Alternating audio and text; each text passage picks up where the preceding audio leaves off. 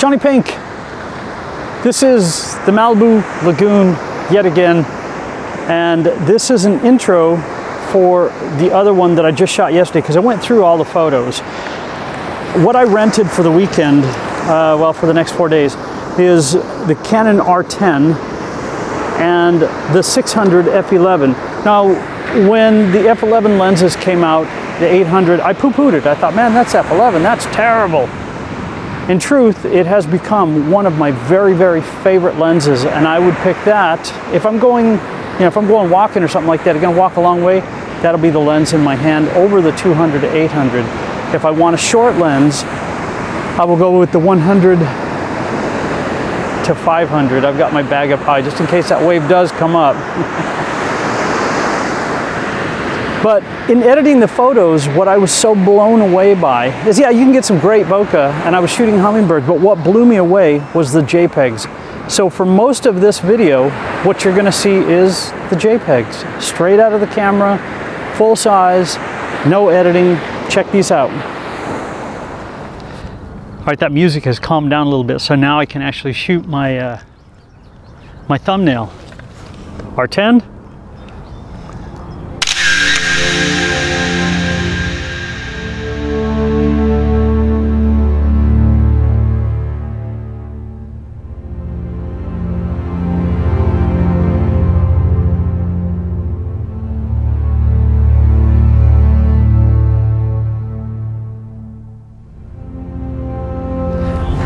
My third attempt, man. And this is my focus surrogate, so let me move my focus surrogate out of the way. Today it's not gonna fall, hopefully, and hopefully it's out of the shot. JonnyPink. This is Kenneth Hahn Park. This is a different part of it. I was shooting with a wonderful gentleman named Mike, and so we were talking for a long time. I didn't do any video over there. Fantastic. I love just standing around talking to people about photography and cameras, and it's, the wildlife today is going off. It has been cloudy and cold and rainy. Today is sunny and it is absolutely beautiful, and there's not many people here, which is also a bonus. It's hot, hot, hot though. What I rented is Canon's R10 and the 600 F11 lens. Is it perfect? No, it's a very, very slow readout camera, so I'm actually seeing the rolling shutter in the viewfinder when I'm taking photos.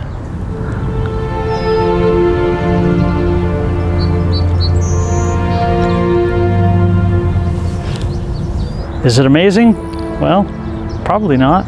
Am I gonna get some good photos? Absolutely I am, and above all, I had fun. So I'm gonna share a couple of photos with you guys, and just let me share a couple. I'll come right back and I'll tell you guys about some of the wonderful things I've seen.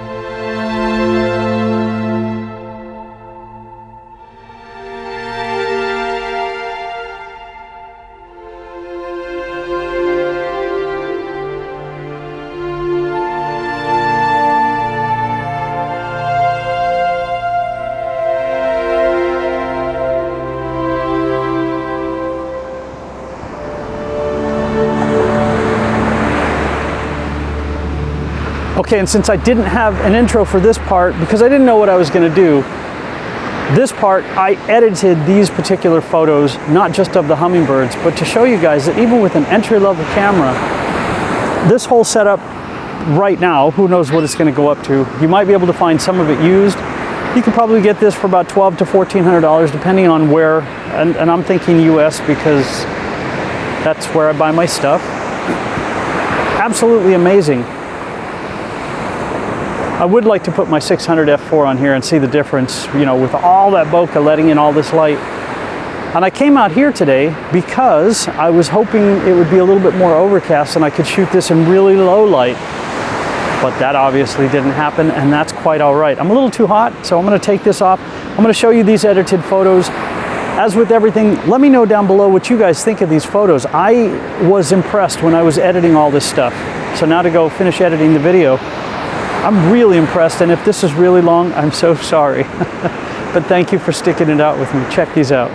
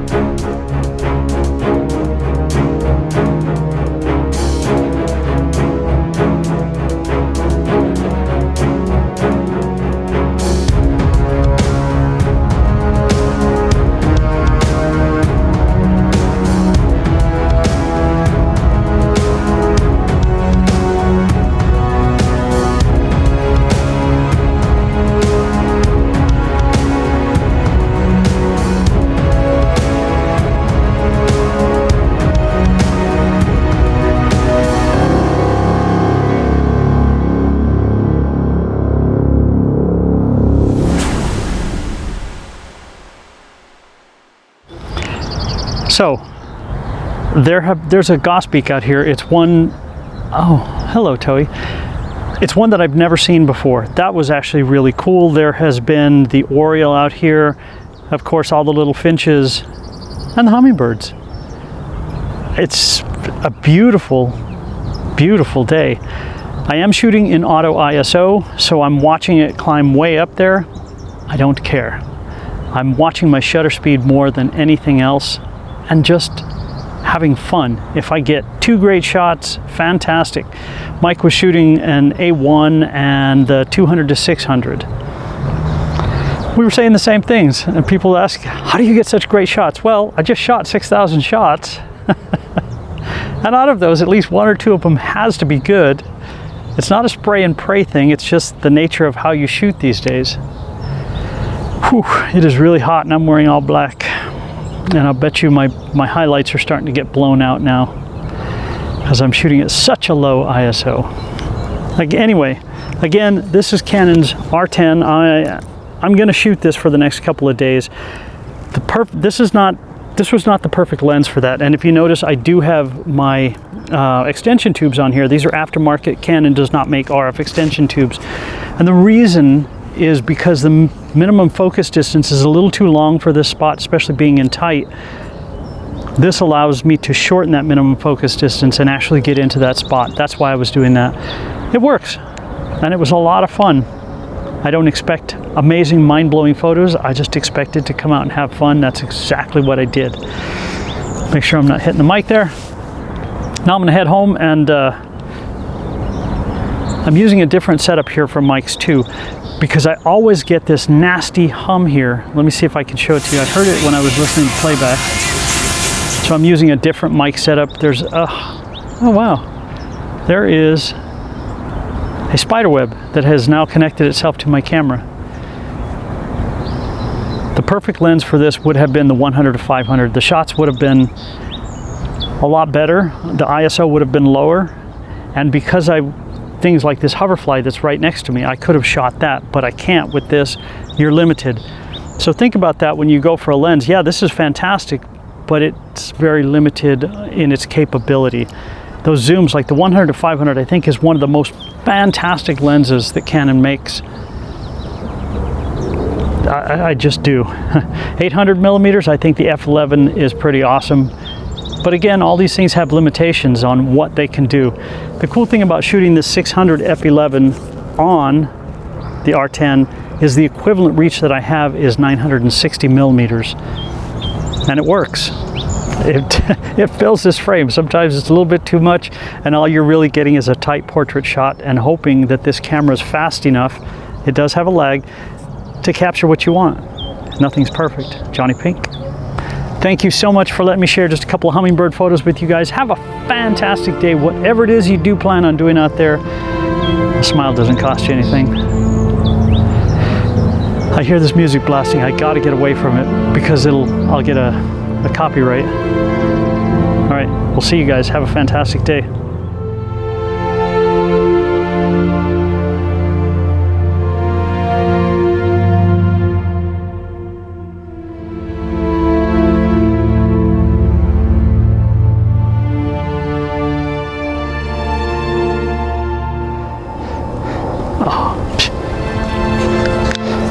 Switch over to the GoPro for a minute. Just for fun, I went back out and took a couple of shots with the 100 to 500, and in tight in there, it's a lot more versatile.